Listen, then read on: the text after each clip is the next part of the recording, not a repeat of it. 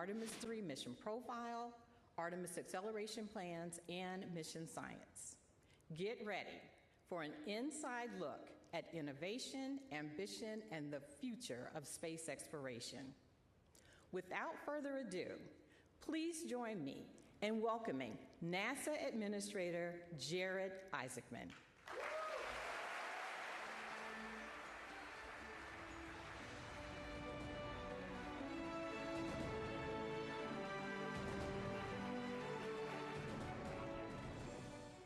Thank you, Vanessa. I am so grateful to be here with all of you as we discuss the Artemis program and announce the 4 astronauts who will undertake this very exciting mission. I want to take a moment to acknowledge the leadership of President Donald Trump, the incredible bipartisan support from Congress, our international partners, including the European Space Agency Director, General Josef Aschbacher, Italian Consul General Mauro Lorenzi, and the talent across all NASA centers and the most technologically advanced aerospace industry in the world. All of you are contributing meaningfully to this undertaking and helping us achieve what is such a daring and inspiring and world-changing endeavor. We are returning to the moon, a grand adventure back to the lunar surface to build a moon base, and to do so for all of its scientific, its economic potential, and to master the skills for where we will inevitably go next.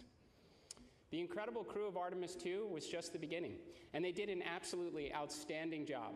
As a test mission, they were the first to launch on the SLS rocket and test the Orion spacecraft. Reed Wiseman, Victor Glover, Christina Koch, and Jeremy Hansen showed us the moon again, and they showed us the Earth again. They helped reinvigorate the world's interest in space exploration. And now, just as Mercury, Gemini, and Apollo crews that came before them, Artemis II will pass along all they have learned and hand the torch to Artemis III. Over the next year, they will train for their mission, ensure the lessons learned from the prior crew are implemented, and assist in the development of the landers and operational procedures that will be necessary for their colleagues on future Artemis missions.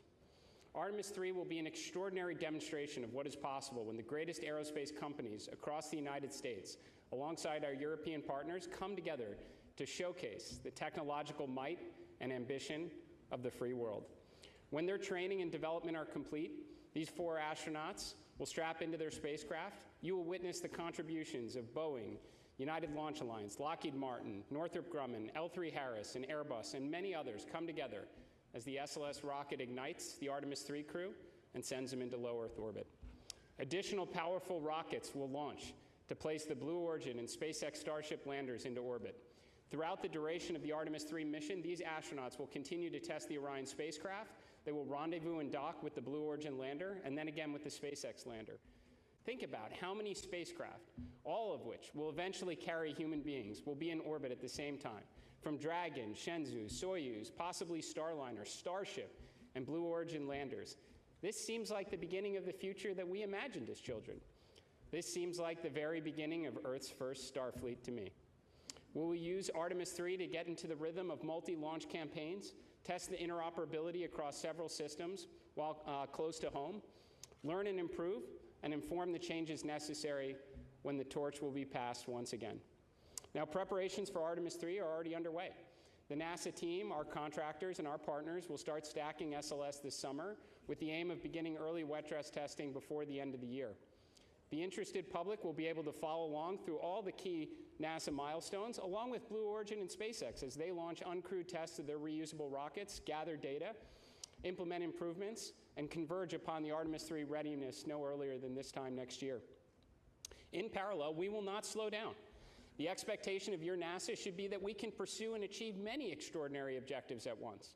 In a matter of weeks, we will host another moon-based event. To set expectations, we plan to issue awards and provide updates routinely. In the not-too-distant future, we will be tuning in on the Moonbase website, watching landers and rovers and moonfall hopper drones and other tech demonstrations and science payloads landing on a near-monthly basis as we practice the science of survival on the lunar surface. Alongside industry and our Artemis Accords partners, we will experiment with power, navigation, surface mobility, communications, and other critical systems as we learn what does and does not work in the extreme environment of the lunar South Pole. Now, coming up later this summer, America's next great exploration asset, the Nancy Grace Roman Space Telescope, will launch and venture out nearly 1 million miles into space with the aim of further unlocking the secrets of the universe. And there are further big science missions like Near-Earth Object Surveyor, Rosalind Franklin, and Dragonfly coming up on deck. Now, to realize the spacefaring future, we will work tirelessly to ignite an orbital and someday, perhaps even a lunar economy, working alongside industry to usher in the first commercial space stations. In the months ahead, we will invest in high-temperature materials, power conversion, radiators, advanced space structures, and assemble the first fission-powered interplanetary spacecraft. Before the end of 2028, we will launch the first mission of what should be many more to follow as SR-1 Freedom finally gets America underway on nuclear power in space and delivers the Skyfall payload to Mars. The X-59 team has already passed the sound barrier, and we are well on our way to rebuilding the X-plane portfolio with greater investment in faster and higher capabilities as we aim to blur the line between in and out of atmospheric flight. As I've said many times, your NASA team will not sit on the sidelines and wait for all these exciting initiatives to be realized. We are embedding SMEs across the supply chain, doing the kind of engineering and building necessary to deliver the outcomes only NASA is capable of achieving. We can do this all while the Artemis III crew prepare for and undertake their important mission, while the rest of the astronaut corps plan for their missions ahead, including the vital work on the International Space Station. The NASA astronauts, alongside our international partners and tens of thousands of the best and brightest across the agency and the industry, are ushering in the golden age of discovery. They are carrying forward the hopes and dreams of the next generation, just as the Apollo astronauts did for so many of us. When Gene Cernan left the lunar surface on Apollo 17, he said, "We leave as we came, and God willing, we shall return with peace and hope for all mankind." Now, it's taken a little bit longer than he may have imagined, but we are returning, and we do so with the experience of Apollo, the lessons of Artemis II, the crew now of Artemis III, and the promise of what lies ahead, and our collective effort to build out humanity's first outpost on another world. So to the Artemis III crew, we wish you Godspeed on the journey ahead. You carry the fire of exploration from generations past, the confidence of this agency, and the support of this nation, and the dreams of millions who will be cheering you on, knowing that what others believe to be impossible happens to be what we do best here at NASA. So ladies and gentlemen, welcome to the Artemis generation. And now I'll turn it over to Jeremy Parsons for an Artemis III update.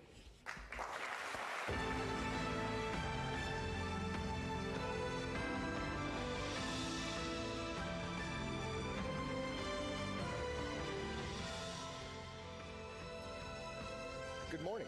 It's great to be here with you and to be part of the excitement as we progress forward towards Artemis III and our future missions to the lunar surface. Since adding the Artemis III test flight before our first crewed moon landing, our team is focused on developing the mission to test about as much as we can how we operate with our commercial partners across systems, teams, software, and hardware in the entirely difficult environment of space. We want to do this in Earth's orbit before we return to the moon and establish an enduring presence there. We demonstrated to the world during Artemis II that we can fly our astronauts around the moon and bring them home safely. The mission gave us insight into performance across all of our systems, how our teams operate together with crew in the deep space environment, thousands of miles from home. That is why we do test flights. We learned. We found things we needed to improve, and our teams are already hard at work solving those issues to make Orion even more capable. Across the Artemis II campaign, one of the biggest things we demonstrated is that testing like we fly puts us in the best position for success. Artemis III is an opportunity to take those lessons and apply them. It enables us to test in space how we will fly on future missions. As the first crewed Artemis mission with commercial spacecraft, this test flight will enable us to prove we can carry out highly choreographed operations with our partners across hardware, interfaces, software, propulsion systems, and life support elements, with crew in the high-stakes space environment. Are we able to launch in sequence with our partners across multiple launch pads and meet up at precise points in space? How do our spacecraft designed and built across NASA and different partners operate together in an integrated way in an unforgiving environment? We will learn how to fly these new spacecraft with new software, new life support systems.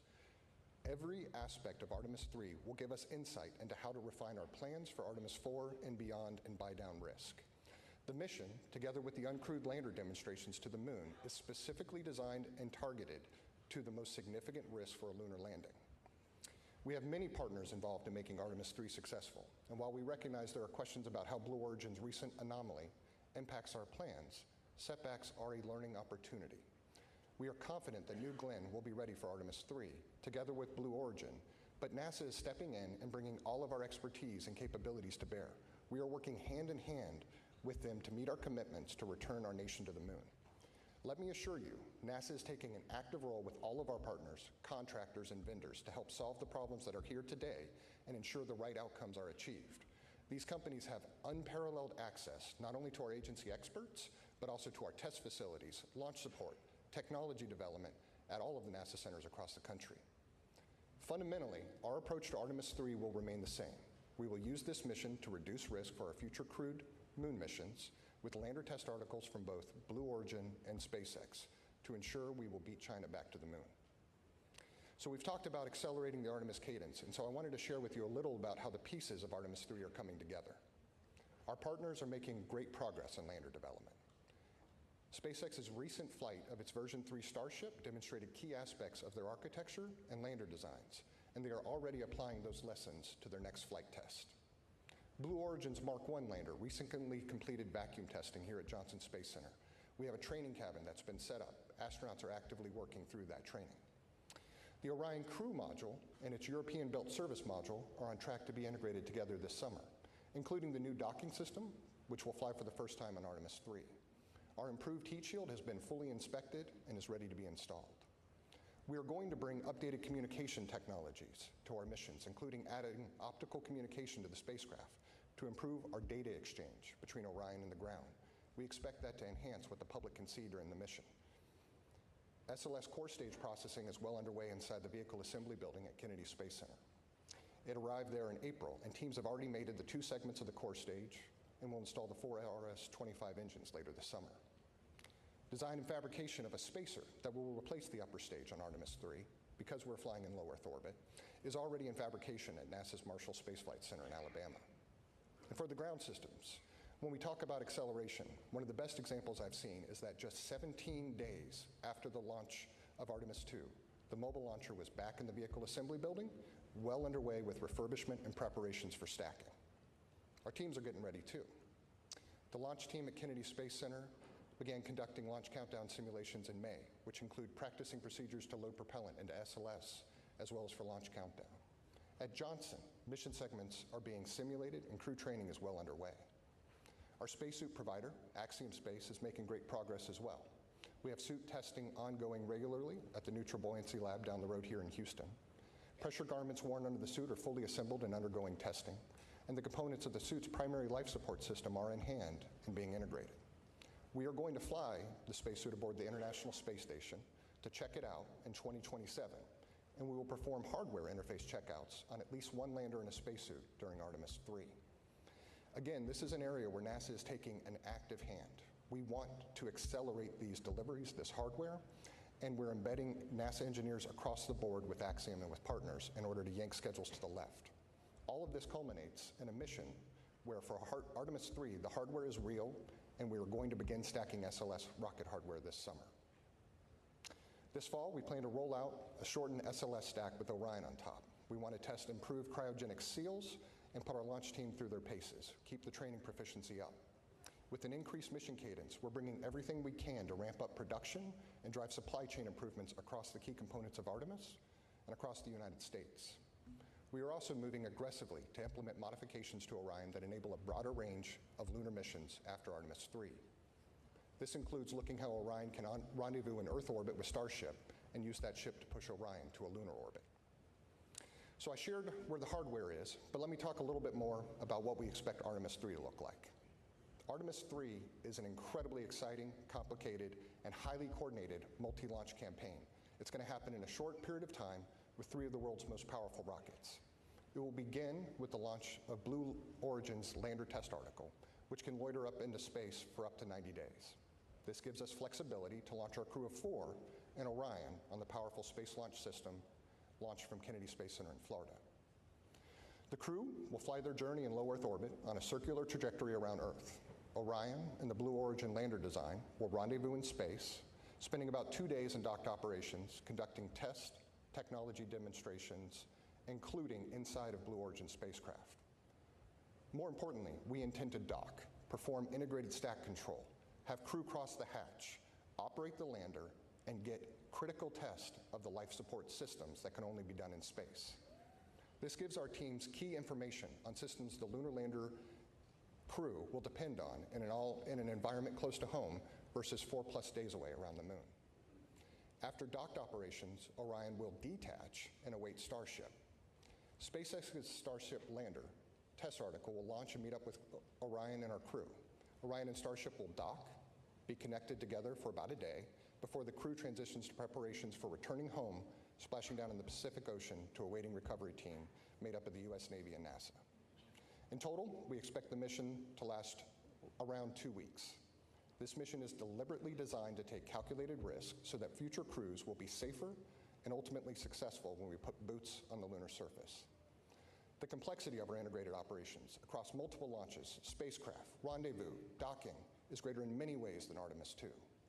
NASA, together with our partners, thrives in these challenging situations. Each of us are coming together for success.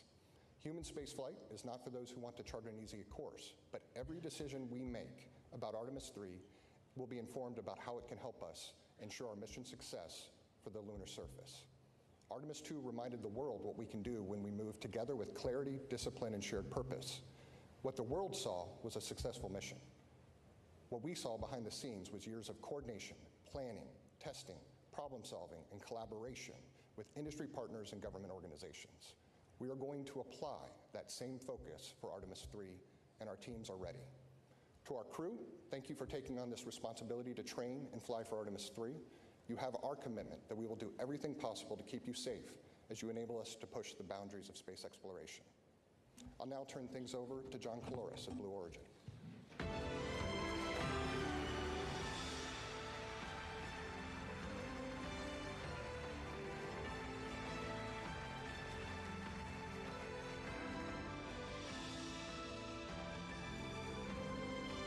Thank you.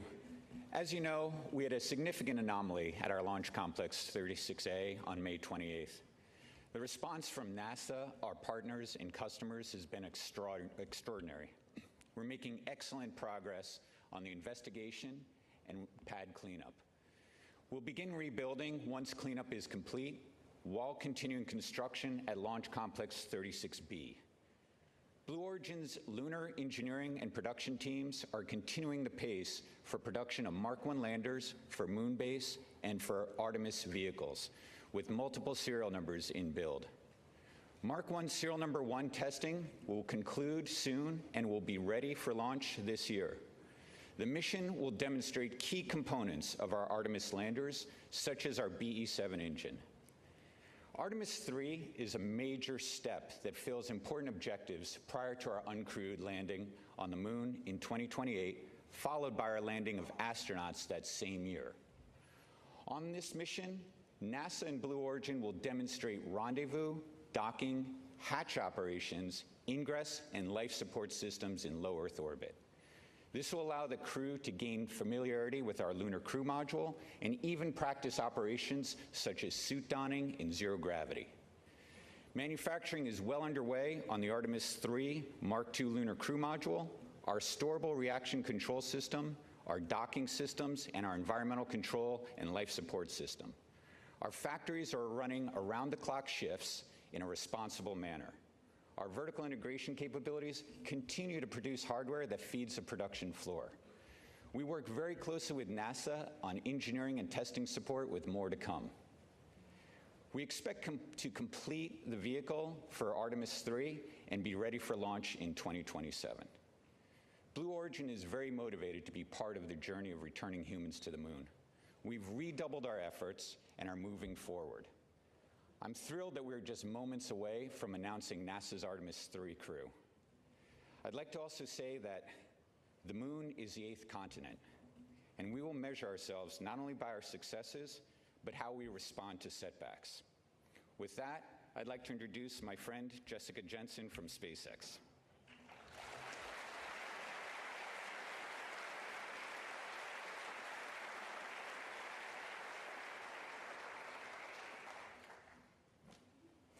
Good morning, everyone. I'm Jessica Jensen, and on behalf of SpaceX, I want to first say early congratulations to the astronauts who will get to fly on this awesome mission next year. And thank you for the critical role you're about to play in pushing humanity forward. I also want to say that SpaceX is incredibly honored, as always, to continue to be a part of NASA's most critical missions as we all work together to establish a permanent human presence on the moon. I'm here today to give an update on Starship's development towards Artemis III and Artemis IV.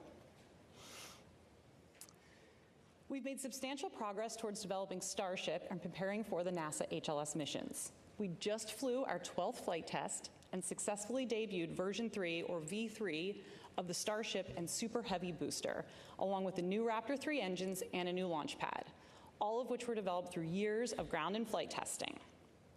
We are currently building several ships and boosters in parallel at Starbase, and we are actively building out 3 more Starship launch pads in Florida and Texas. We believe this, combined with full reusability, is going to lead to unprecedented launch rates and achieving aircraft-like operations, which has always been our goal. The V3 design of Starship is planned to be the vehicle for propellant transfer, our uncrewed missions to the moon, and for the HLS crewed lunar landing. Our HLS design and operations leverage years of proven experience from our NASA crew and cargo missions to the space station, from our high flight rate on Falcon 9, which is currently once every 2.5 days, and from reusability of Falcon fairings and boosters. Additionally, the docking hardware we're using for HLS is nearly identical to what we use currently on Dragon, and many of the rendezvous and proximity sensors that we're going to use for prop transfer and HLS have been flying on Dragon missions for many years. We're also actively building our first flight fidelity Starship HLS cabin at Starbase. The primary structure is assembled and prepared to be outfitted with key functional systems like avionics, power, life support systems, and more to come in the next few months. Later this year, we are targeting our in-space ship-to-ship propellant transfer demonstration. This is a core technology that will enable Starship to land humans and massive amounts of cargo on the moon. Then next year, we'll support Artemis III and the planned rendezvous and docking with Orion in low Earth orbit. For that mission, we're going to be using a V3 vehicle off the line with an added docking adapter. We are also marching towards our V3 Starship uncrewed lunar landing. This is another HLS milestone that will further demonstrate propellant aggregation in space and also a safe and autonomous landing on the surface of the moon. Then looking ahead to Artemis IV, we're continuing to develop all the crewed systems and certification necessary for the safe landing and return of astronauts to Orion. We have an updated plan with NASA that includes docking Starship with Orion in Earth orbit instead of NRHO, and then we use Starship to actually do the translunar injection with Orion attached. Then it will send them both to low lunar orbit before the landing. This approach improves crew safety by first conducting the critical docking event in Earth orbit, just like we're going to practice in Artemis III, and the crew can also abort off the lunar surface nearly any time versus waiting up to days from NRHO. In addition to improving crew safety, these new Artemis IV orbits also significantly lower the amount of propellant Starship needs to aggregate in space, since we now just have a more direct route to the moon, and this lowers schedule risk overall. We're incredibly excited to help return humans to the moon once again, and this time to stay. Thank you.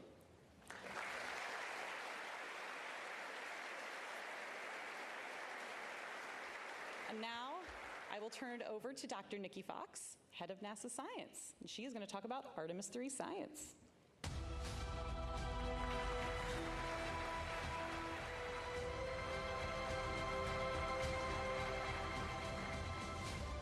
Thank you so much, Jessica.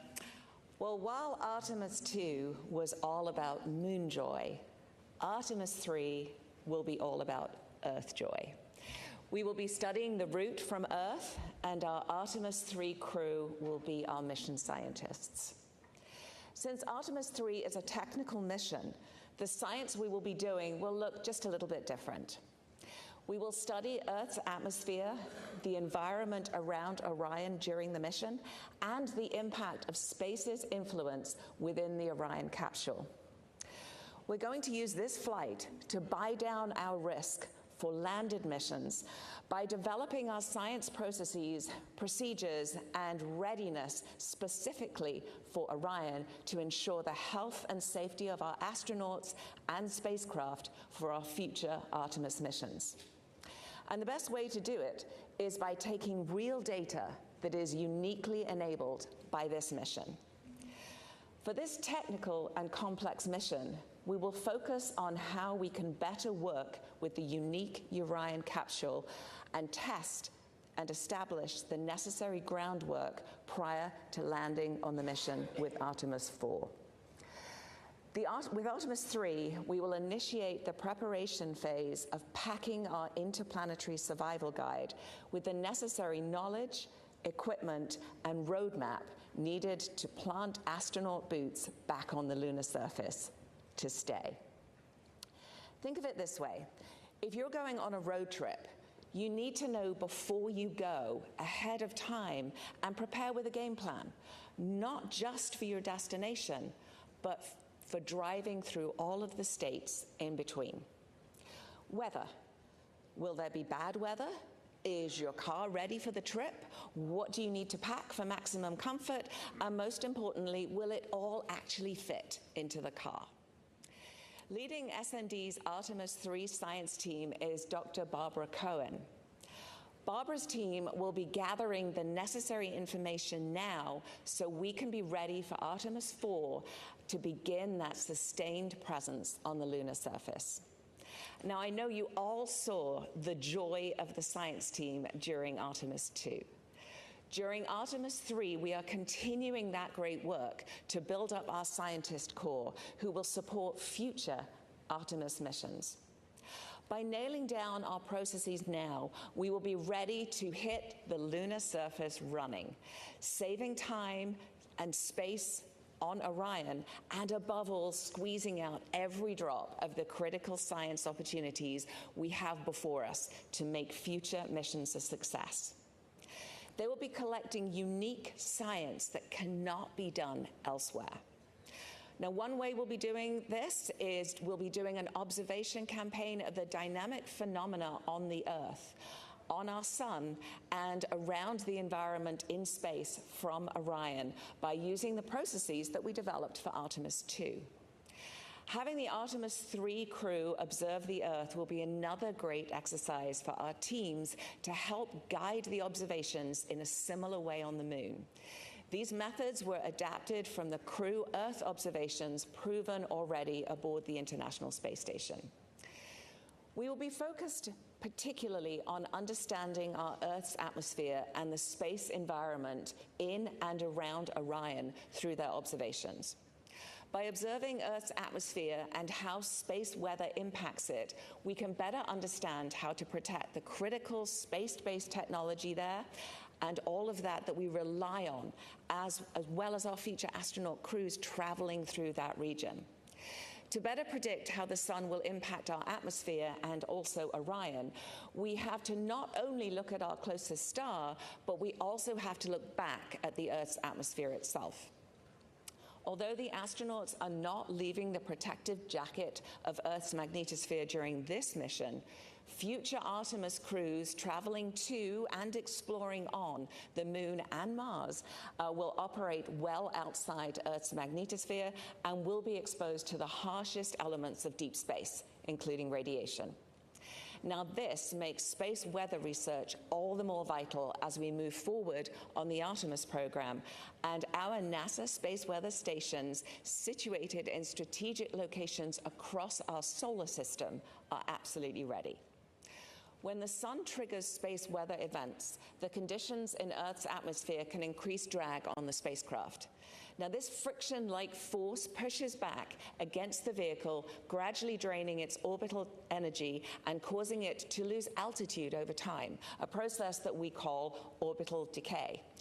This drag is highly sensitive to solar activity. So by analyzing atmospheric behavior, we can gain insight into different conditions by looking at how the atmosphere slows Orion down at different points in its flight. Understanding the environment outside Orion will also inform us of what future science instruments we could put on the outside of that vehicle. We're also using our ground-based assets across the world to look at Orion in low Earth orbit. And this is an opportunity that was not possible during the Artemis II mission due to the very quick time they spent in LEO. We are also characterizing the Orion capsule itself.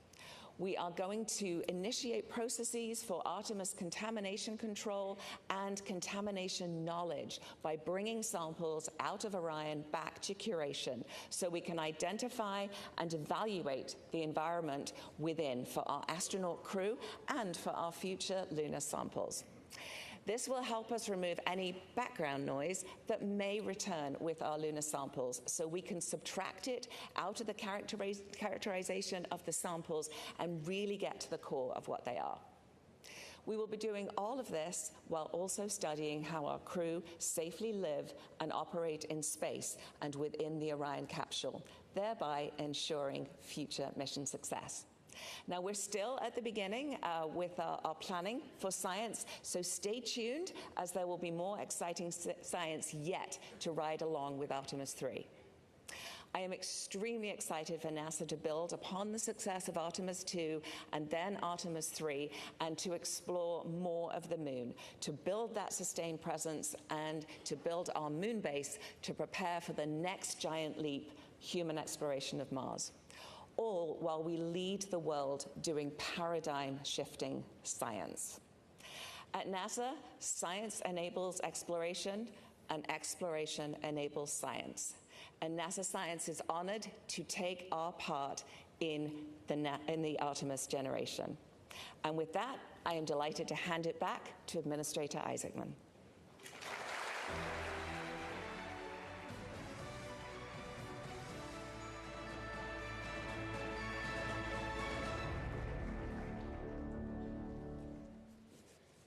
Okay.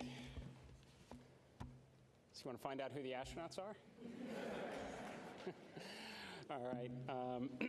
Well, thank you, Jeremy, John, Jessica, and Nikki for providing these incredible updates. Now, before we proceed, I would like to invite Vanessa, our center director here, to please join me on the stage. I'd also like our deputy administrator, Matt Anderson, if you could join us, our associate administrator, Amit Thrishia, director general of the European Space Agency, Josef Aschbacher, and Lori Glaze, who's going to lead our human spaceflight efforts, Norm Knight, our flight operations director, and Scott Tingle, our chief astronaut. If you would, please join us on the stage.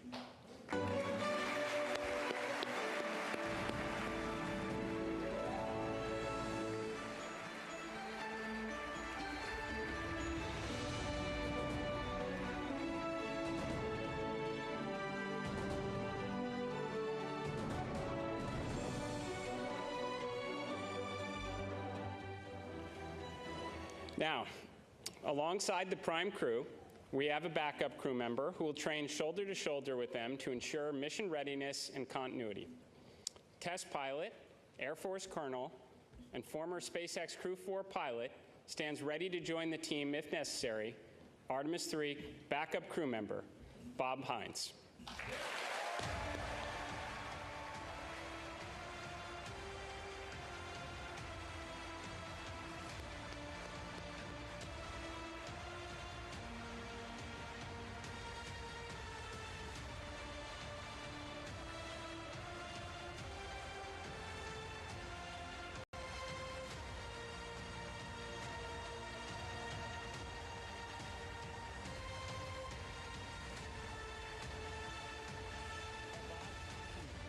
Saludos amigos de tampahoy.com. Estamos aquí viendo en vivo el momento en el que la NASA va a estar ofreciendo los nombres de esos astronautas que van a cumplir su sueño de llegar al espacio. Y esta vez, bueno, acaban de anunciar que no van a llegar esta vez a la Luna, que va a ser un vuelo de prueba, pero sin embargo ahora van a presentar a esa tripulación que va a ser parte de este viaje que nos va a acercar más a la Luna. Y aquí estamos viendo a los astronautas que se están uniendo a el equipo de la NASA en este escenario y vamos a poder conocer a cada uno de ellos próximamente aquí en vivo a través de tampahoy.com.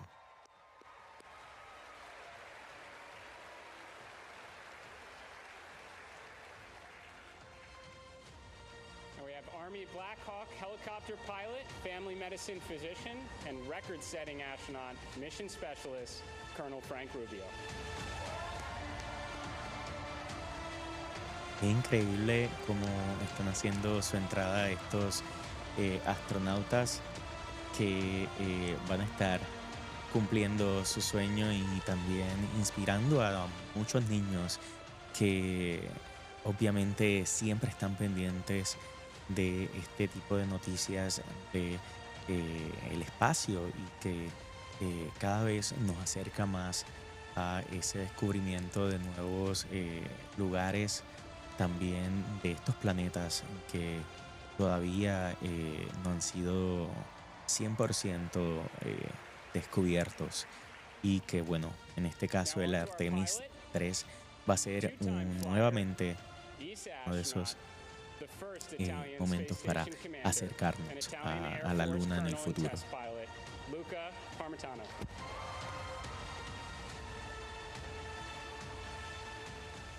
Aquí vemos a Luca Parmetano, otro de los astronautas que van a estar en esta tripulación del Artemis III.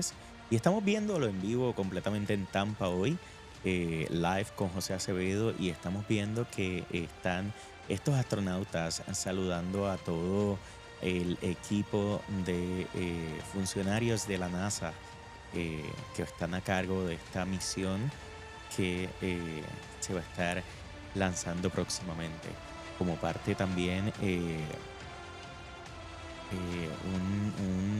una misión que está siendo realizada por parte de SpaceX y Blue Origin.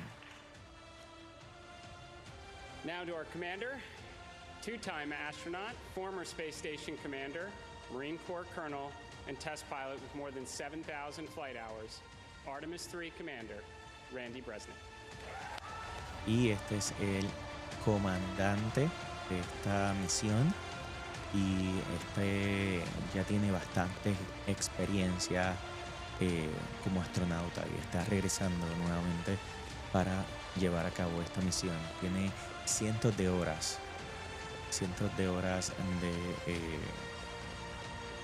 de vuelos. Y como puedes ver, entre todas estas personas que se encuentran ahí, se encuentran futuros astronautas que están en entrenamiento. También vemos jóvenes y niños vestidos de astronautas, y este es un momento muy lindo y especial para ellos poderlos conocer. Entre ellos también están los familiares de los astronautas. Ahora los voy a dejar para que escuchen lo que mencionan estos astronautas y que los conozcamos a esta tripulación que va al Artemis III, una nueva misión de prueba que nos va a acercar más a la Luna en un futuro. Esta tripulación de 4 hombres va a estar saliendo para finales del 2027, mientras que se espera el regreso de astronautas a la superficie de la Luna. Se espera que esto sea posible para el 2028 con la misión Artemis IV. Ahora los dejo con el resto de esta conferencia de prensa para que conozcan a los astronautas que van a el espacio para acercarnos un poquito más a la Luna. Mi nombre es José Ángel Acevedo y bueno, como les estaba mencionando, los veo un poquito más tarde en tampahoy.com. Aquí los dejo con esta conferencia de prensa para que escuchemos qué dicen los astronautas que se están preparando ya para el 2027 salir a el espacio en esta misión Artemis III. From our commercial partners. All of this while working hand in hand with the flight control team that works tirelessly to manage risk, ensure crew safety, and of course, mission success. This multifaceted integration demonstrates that we will go farther faster when we go together. As the Director of Flight Operations, I have the opportunity to get to know every astronaut as well as many of the team members that support our missions and other critical integral roles. These integrated teams are the backbone of the mission, working as a single entity to accomplish the mission objectives while aligning to crew and vehicle safety. I would also like to thank the families of our astronauts and those of our team members who provide the support that allow us to accomplish these ambitious goals for our country and humanity. To simply say, I am encouraged, I'm inspired, and I'm filled with hope when I think of this mission and the teams associated with it. To the Artemis III crew, each of you possess a unique background, and your vast experience and unwavering dedication to NASA's mission enables you to help make us and take this next great step in space exploration. I am proud to work alongside you as we make our mark on history. This mission begins now, and it will conclude with your safe return to Houston, where you will be reunited with your families. Now, I'm honored to turn it over to Mission Specialist Andre Douglas.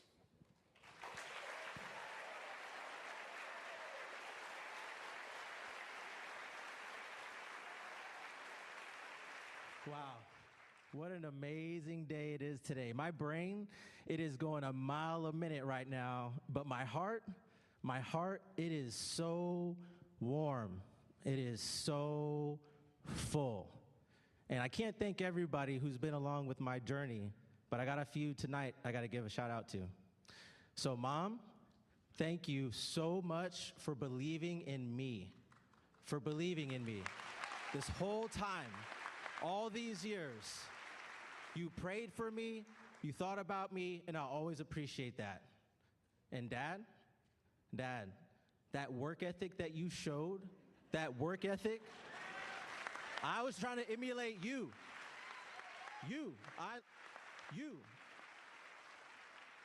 Thank you so much. Oh, by the way, happy early Father's Day.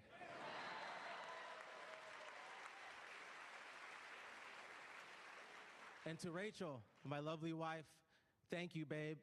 The support you've given is unwavering. It has been a lot. What a journey. I'm so glad you're on this journey with us.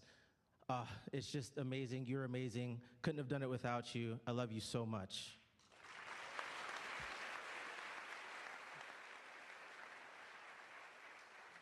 And to my boys, if you put in the hard work and you think big, you can do just about anything you want to do. Surround yourself with good people.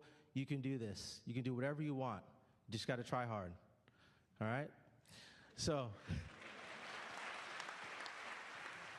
I don't have enough time to go through everybody out there, but we really appreciate you guys supporting us. This mission is going to be fantastic. What an excellent crew. Very proud to serve with these gentlemen. Very fine crew. And go Artemis, go NASA.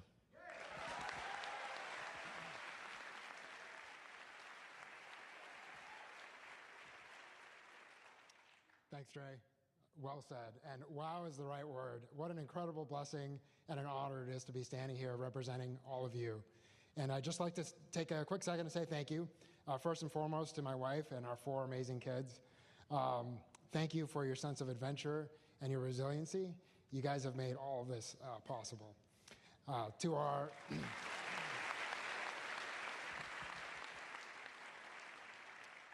to our community of friends and family who've always been there when we most needed them.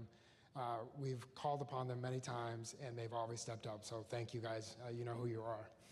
And then last but absolutely not least is to the NASA team, NASA community, to our leadership, to our engineers, our flight controllers, our flight directors. You guys are the ones that make this happen, so thank you. And last, but definitely not least, is to our peers, CB, and all the support staff that we have. We look forward to representing you guys and to helping take the next step so that we can watch you guys continue to make history. So thank you, and go Artemis III.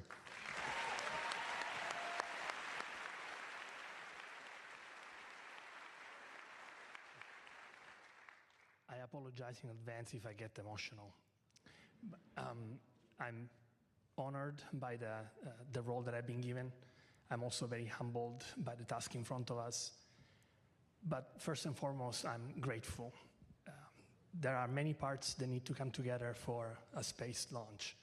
And you need a launch pad. And for me, that launch pad is my country, Italy, its education system, the Italian Air Force that gave me the professional tools to bring me here today, the Italian Space Agency that gave me the first flight to put those skills to proof, and for that I'm very grateful. The European Space Agency is like a launch tower connecting these two worlds, building bridges, its very nature is to build relationships and building bridges, connections, and to elevate individuals to achieve their full potential. The rocket, figuratively and literally, is NASA. I'm grateful that NASA has allowed me to be part of this incredible group of people, of this crew, and for letting me fly. But we wouldn't be going anywhere without fuel, and the fuel that lets everything move is right here. Maya, Sarah, Marta, my extended family here in the crowd. You are the energy that feeds my soul. And your love is the spark that ignites every passion. Thank you. Grazie.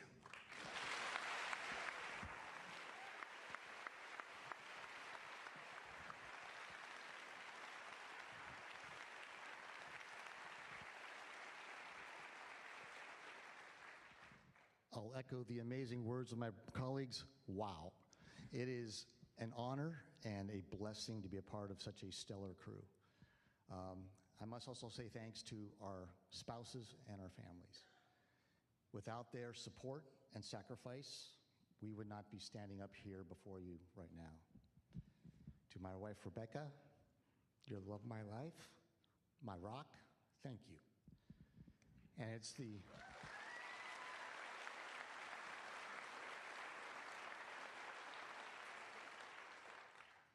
it is their support of our families that's going to carry forward from today when we start training very soon.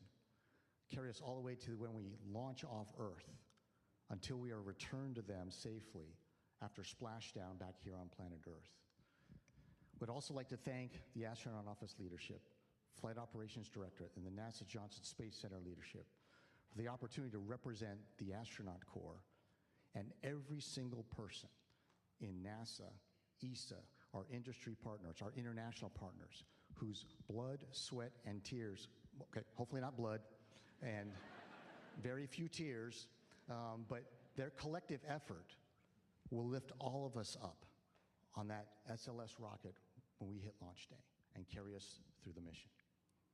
We'd also like to thank NASA leadership and our ESA leadership for the opportunity to represent all of humanity from this spaceship Earth that we will carry forward into the Artemis, as we execute this Artemis mission, extending human spaceflight into the future and exploring the cosmos. Now, spaceflight is hard, and that's why the most important Artemis mission will always be the next Artemis mission, where we are doing flight tests on every single flight, incrementally determining the flight envelope, expanding it, proving out capabilities, and making the operational procedures that we have more and more precise. Because every single mission we will do after this will be more challenging and more complex. We are certainly humbled as a crew to be able to be your crew that executes this Artemis III mission in space, being that unifying link between the phenomenal Artemis II mission we just had 2 months ago and the Artemis IV mission that will follow ours, where we will again be the first to land humans on another celestial body, that celestial body being our neighbor in the sky at night, the moon. Thank you.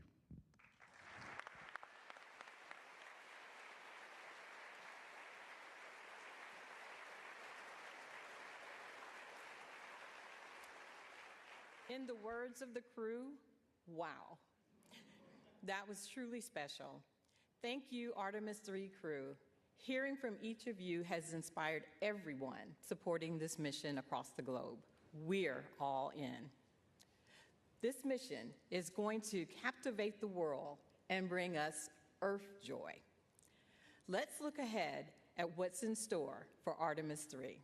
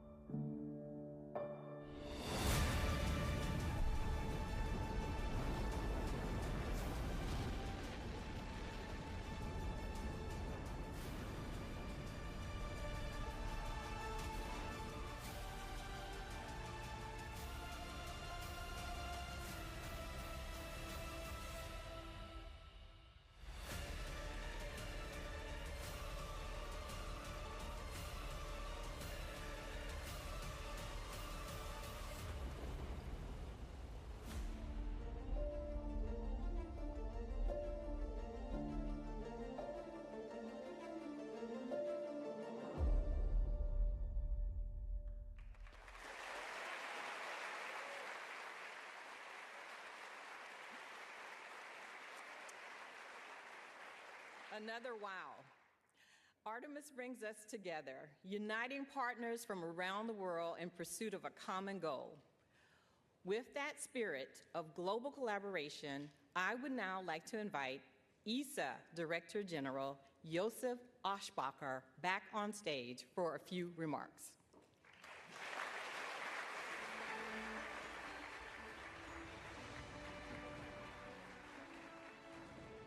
Wow, what an atmosphere, what a moment. Ladies and gentlemen, days like this do not come often, when history is not something we remember, but something we are about to make. Just weeks ago, at NASA's Kennedy Space Center in Florida, I had the privilege of witnessing the launch of Artemis II.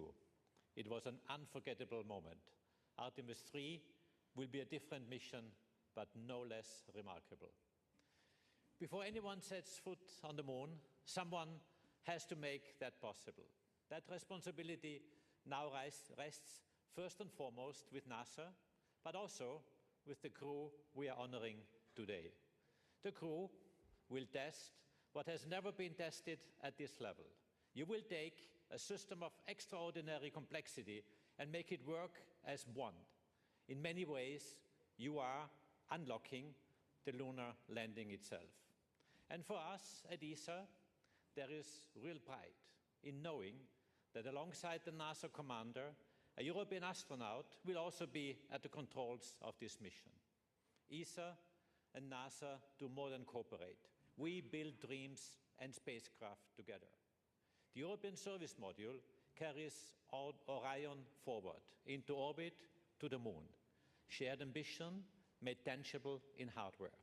And on Artemis III, our partnership is in the capsule as well. It's Luca, a test pilot by training with 2 missions to space, a commander of the International Space Station. He has seen spaceflight from every angle that matters. Colonel in the Italian Air Force, combat ready, qualified, highly decorated, a proud father of 2 daughters. And he has been tested. During a spacewalk early in his career, his helmet began to fill with water, a dangerous situation by any standard. He handled it with calm and clarity and brought himself back safely. That tells you more about an astronaut than any CV ever could. Luca is precise, composed, and determined. Yes, I'm sure he brings a touch of Italian ease to the cockpit. He is exactly the right person for this role, and he is ready. At ESA, we are ready as well. Our 23 member states are aligning to step up in exploration, because when you choose to be part of something as ambitious as Artemis, you contribute. That is what we do, what we will continue to do. But today is not about programs. It is about people, those who once went to the moon and those now preparing to return. To Jared, to NASA, to the United States of America, thank you for your leadership and thank you for your partnership. To the crew of Artemis III, you carry something important for all of us. And to our ESA crew member, we could not have wished for a better pilot. Caro Luca, siamo orgogliosi di te. Buon volo. Thank you all.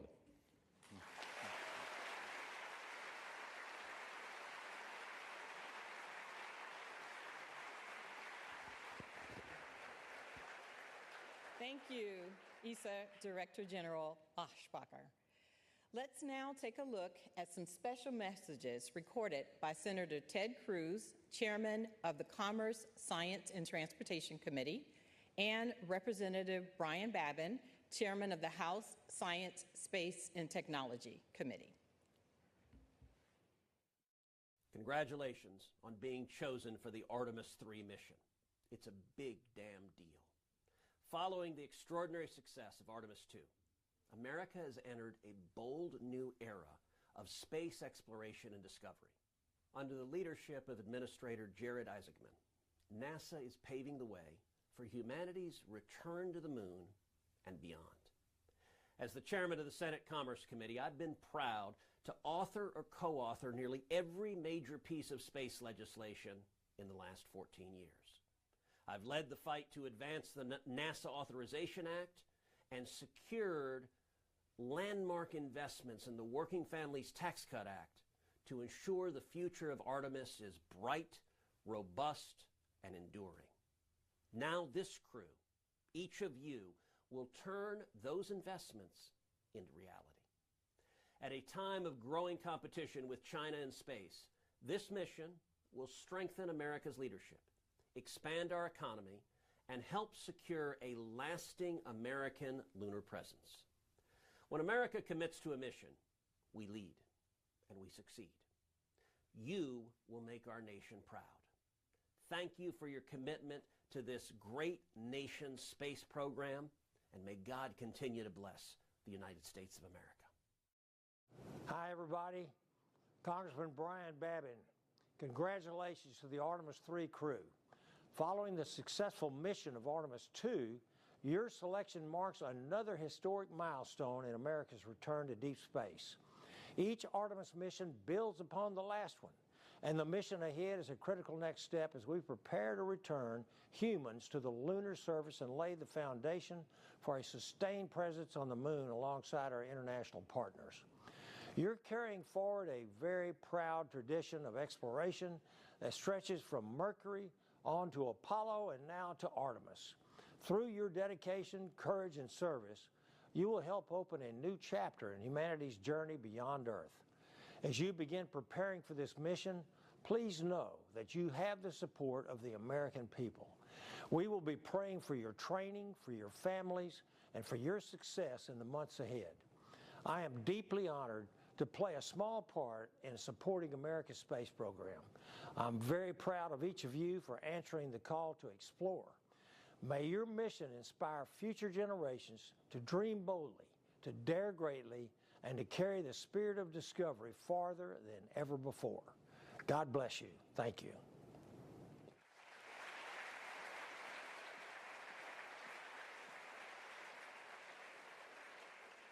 The story of human space exploration continues to inspire, and the momentum carries forward as the spotlight turns to the remarkable crew assembled here today.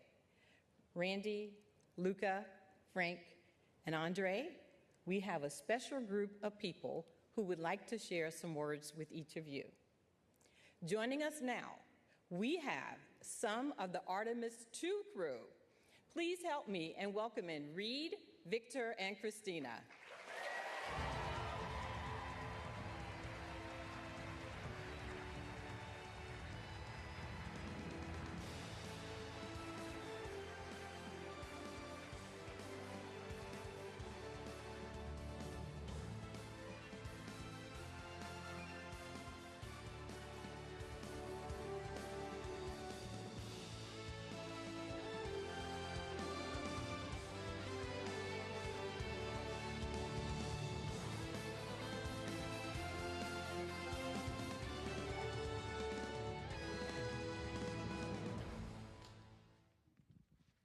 All right, Comrade Randy, Luca, Frank, our backup, Andre, Douglas, so good to see your family out there. So good to see all the families.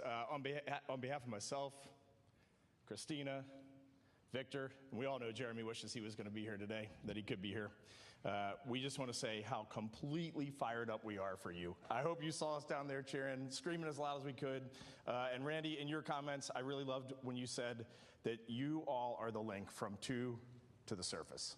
And that really resonated with me. And you guys know, because you work in the office, we've been carrying these batons around for way too long. And so with that, the Artemis II crew, Comrade, hands you the baton. You got the controls.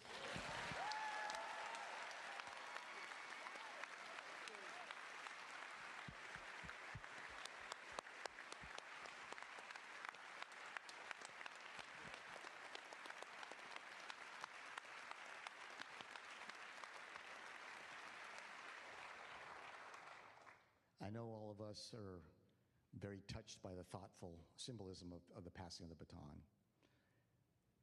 But I think now, after your mission, you're passing us something far greater. The world watched your mission. And over the course of those 10 days, we saw how you inspired people worldwide. You saw how something was ignited within people. It was ignited within all of us by watching your mission. While this may look like just a baton, right now it's in my hand, it feels like this big flaming, Olympic torch that you, Reed, Christina, Victor, and Jeremy lit. And the world was entranced by its flame for the 10 days of the mission. We, the Artemis III crew, are honored to be able to carry this torch forward, to be able to execute our mission, to make that flame burn brighter and pass it on.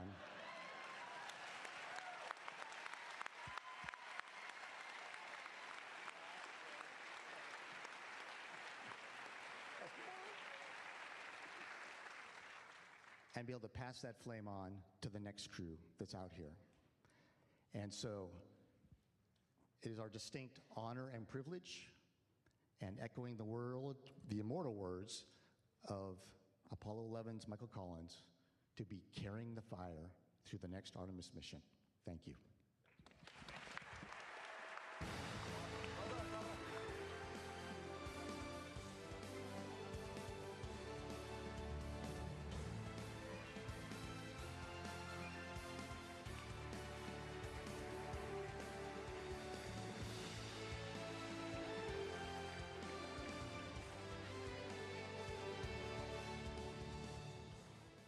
What an incredible moment.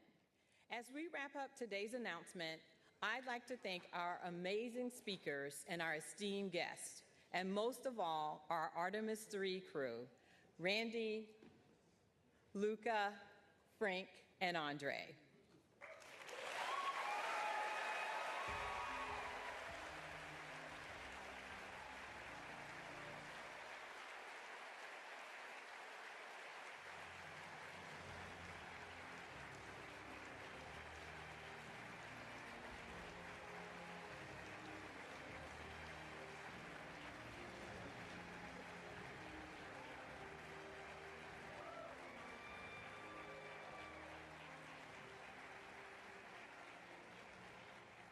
As you prepare to embark on this next giant leap, know we stand united, ready to support you at every turn with mission excellence, pushing the boundaries of what's possible for the benefit of all humanity.